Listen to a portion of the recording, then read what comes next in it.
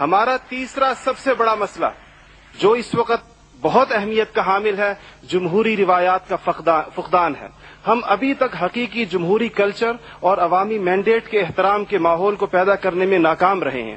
ٹوٹتی بنتی اسمبلیوں، انتخابی دھاندلیوں اور جناب صدر اہم قومی مسائل میں پارلیمنٹ کو بائی پاس کرنے کی روایات نے عوام کا اعتماد موجودہ پولیٹیکل سسٹم سے اٹھا دیا ہے۔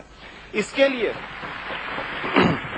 ہمیں اپنے اس پڑوسی ملک سے سبق سیکھنا چاہیے جہاں سے مشاہد صاحب تشریف لائے ہیں اور آپ عنقریب جانے والے ہیں۔ ان کی اور ہماری تاریخ آزادی ایک ہی ہے۔ ہمیں اور ان کو ایک جتنا وقت ملا ہے، مگر انہوں نے اپنے ہاں جمہوری اقدار کو اتنا مضبوط کر دیا ہے کہ حکومت کتنی ناکام ثابت کیوں نہ ہو جائے، کوئی بھی افتاد ٹوٹ پڑے، یہ نہیں ہو سکتا کہ فوج بیرکوں سے نکلے اقتدار میں آ کر بیٹھ جائے۔ اسی طرح کہ آج اس ہال میں لگی ہوئی قائد کی تصویر آپ سے پوچھ رہی ہے، آگے آپ کھڑے ہوئے ہیں کہ جنرل تم تو سرحدوں کے رکھوالے ہو، تم کو ایوان اقتدار کی راہ کس نے دکھائی ہے؟ اور کہ بعض مسائل آپ کے لہجے کی کرختی کی وجہ سے خراب ہوتے ہیں۔ آپ بلوچستان کے عوام سے کہتے ہیں تمہیں ہم وہاں سے ہٹ کریں گے، تمہیں پتہ ہی نہیں چلے گا ہم نے تمہیں کہاں سے ہٹ کیا ہے۔ یہ چیزیں آپ قوم کے بڑے ہیں، آپ کو بالکل قوم سے اس انداز میں گفتگو کرنی چاہیے جس طرح آپ اپنے بیٹے بلال سے گفتگو کرتے ہیں۔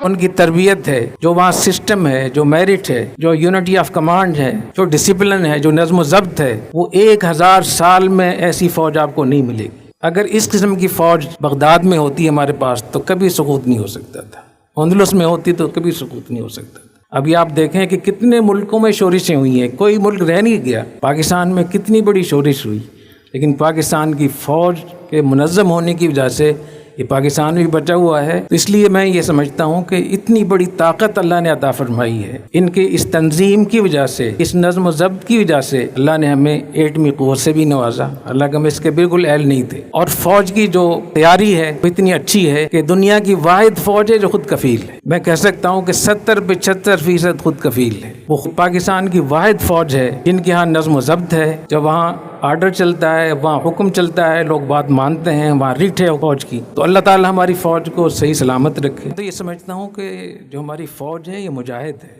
البتہ یہ ضرور ہے کہ جیسے اور مجاہدین غلطیاں کرتے ہیں، ہم نے دیکھا افغانستان میں کہ پہلے جو تنظیمیں تھیں، شیخ سیاف کی، ربانی، حکمت یار، احمد شاہ مسعود اور بڑے بڑے لوگ تھے، تو پہلے بہت مجاہد تھے، ان سے غلطیاں ہوئیں۔ تو اگر فوج کوئی غلطی کرتی ہے، کسی پہ ظلم کرتی ہے، تو اس کی حمایت نہیں میں کر رہا، لیکن ادارے کے طور پر میں سمجھتا ہوں کہ اس کی حمایت کرنی چاہیے۔ اور فوج کے خلاف بولنا، اپنی مجلسوں میں مجلس آرائی کرنا اور فوج کے خلاف بولنے کو اپنی ہیرو بننا، اس کے لیے اپنی کامیابی سمجھنا، یہ اپنے پیروں میں کلہاڑی مارنے کے مترادف ہے۔ ہمیں اس سے باز رہنا چاہیے اور ہمیں خودکشی نہیں کرنی چاہیے۔